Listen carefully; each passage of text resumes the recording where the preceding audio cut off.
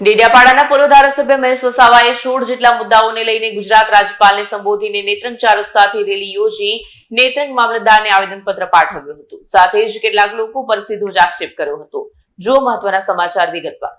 તાજેતરમાં કોંગ્રેસમાં જોડાયેલા ડેડિયાપાડાના પૂર્વ ધારાસભ્ય મહેશ વસાવા ગતરોજ પોતાના સમર્થકો સાથે નેત્રંગ બિરસા મુંડા ચોકથી નેત્રંગ સેવા સંત સુધી રેલી યોજી આવેદનપત્ર પાઠવ્યું. આદિવાસી વિસ્તારમાં જળજંગલ જમીન અને વન અધિકાર હક જેવા અનેક મુદ્દાઓને લઈને ગુજરાત રાજ્યપાલને મામલતદાર મારફતે આવેદન આપવામાં આવ્યું.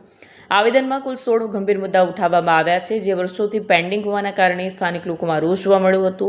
આવેદનમાં ખાસ કરીને ચાસોડ ડેરીના મુદ્દા પર જોર આપતા મહેશ વસાવા દ્વારા જણાવાયું છે કે સહકારી કાયદાનો ખોટું અર્થઘટન કરી એવી વ્યક્તિઓને કસ્ટોડિયન કમિટીમાં નિયુક્ત કરવામાં આવ્યા છે કે જેઓએ ડેરીમાં એક ટીપું પણ દૂધ ભર્યું નથી, જેના કારણે સભાસદોમાં ભારે અસંતોષ ફેલાયો છે. મહત્વની વાત એ છે કે કસ્ટોડિયન કમિટીને માત્ર 6 મહિનાની સમય મર્યાદા આપવામાં આવી હતી, છતાં સમયગાળો પૂર્ણ થયા બાદ પણ હાલ વહીવટ ચાલુ રાખવામાં આવી રહ્યો છે. હવે જોવાનું રહેશે કે સરકાર આ મુદ્દાઓ પર કેટલું ઝડપથી પગલાં ભરે છે અને આદિવાસી સમાજને ન્યાય મળે છે કે નહીં. વિડીયો જર્નાલિસ્ટ મિતેશ આહિર સાથે સટા ટીવી ન્યૂઝ નેત્રંગ.